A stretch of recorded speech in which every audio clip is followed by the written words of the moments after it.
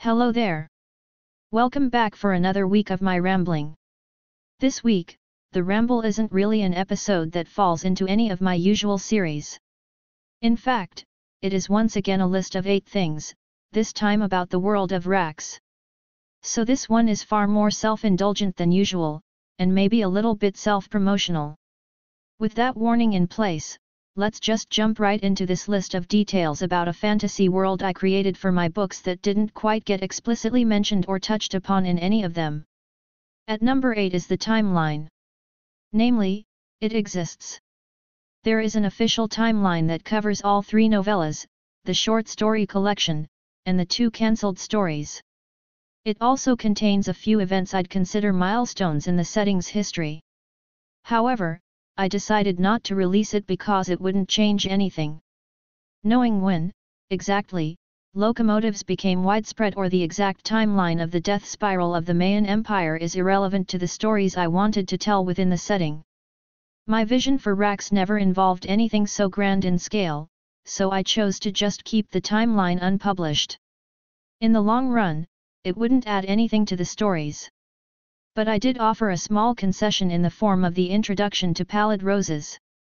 The fact that the stories in it are placed in chronological order means that it shouldn't be too hard to piece together a timeline for all published material. At number 7, I have a double answer.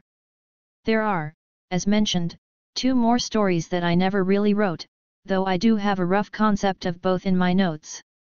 One of them is a mashup of wuxia and noir, involving 2 martial artists working as investigators trying to solve a murder before the tensions it causes turns into a full-scale kung fu gang war. This one I gave the working title of Cutting the Dragon's Throat. The other story I gave the working title of The Last Ride of an Old Cavalier. The concept behind that one involved an old mercenary and the twin ladies under his care as his clients as they journey from one end of racks to the other, traveling along an increasingly dangerous collection of trade routes known as the Spice Road. I doubt that I'll ever write the first one into another book, though I wouldn't rule out turning it into a short story of some sort. As for the second one, I think it has potential and I might go write it in some form someday. While I have no idea where that story might go, I think there's some potential there for something good. I may adapt the ideas to other settings, though, simply because I feel I'm done with racks. At least, for the points in the timeline I've already used. Number 6 is that there is no map. I never cared to have one, make one, or imagine one. I have a rough idea of where things are and what's between point A, point B, and point Z, but never saw a reason to do more than eyeball and make vague references to the distances involved. The exact distances traveled didn't really matter to me in the narratives that emerged. At number 5 is my one regret on this list and about racks in general. Namely, that I didn't include more of the strange and spirit-touched flora and fauna of the setting. I did manage to mention a few of them, mostly in the first novella but also in the short story anthology. There were a few more that were going to show up in one of the unwritten story ideas mentioned above. Things like herds of cacti that thundered across the desert on hoofed legs, schools of fish that shed scales that made waters glow green in the dark, great bears the size of whales, and great tusked serpents were among the creatures that never really got shown on screen. The issue is that I never really had a reason to feature them prominently, so I never did. Sadly, since I feel like I'm done writing for the racks setting, there's a chance they'll never be thrust into the spotlight or showcased. Maybe I'll port them over to a different setting that can accommodate them. For number 4, I'd like to mention that one of the things that emerged as I cobbled together the world is that most religions and cults in the setting don't have the full picture. The world is shaped by, made up of, and otherwise is the spirits. Different cultures interpret them differently. In some places, they're seen for what they are, spirits. In others, some are prominent enough that they're interpreted as deities or as local entities of great power and given a moniker that fits. This is one of the few things that are fully intentional. I wanted to show a world where religion is based on partial understanding and misinterpretation of what is actually true or of cosmic events. Though I admit the first sunrise is the sort of thing that inspires a lot of religions, which is why points in the timeline depicted after that event tend to also include solar cults. Most of them get it right in that the solar deities are female, but it varies after that. The solar cult common in Ensmarch is not the same as the Three Mothers faith that has its roots in the Bahashan Empire. Of all the various religious and spiritual traditions in the setting, there are two places that come the closest to a full picture of how things are, but only the beliefs of the Spirit Isles get any real spotlight. At number 3, since I'm already talking about the spirits of Rax, I want to mention one minor detail. Among the spirits of Rax, power is not equal to authority. Among the spirits, in terms of pure power, the Void is probably one of the top movers and shakers. There are a couple of others, but they don't make much mention in the stories. But power is irrelevant before the proper authority of a spirit, and in that consideration, it is the champion that holds a higher place.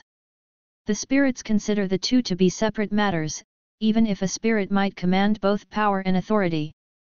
Authority stems partly from age, partly from importance on a cosmic level. This means that spirits representing ideas inherent to a mortal existence can seem important to mortals, but don't have much authority on a large scale among other spirits. The spirits of fundamental forces have more authority and influence, even if they aren't daily considerations in the minds and daily lives of mortal beings. Metaphysical concepts inherent to the function of the universe also have great authority, and it is in this category that we find the champion and the void.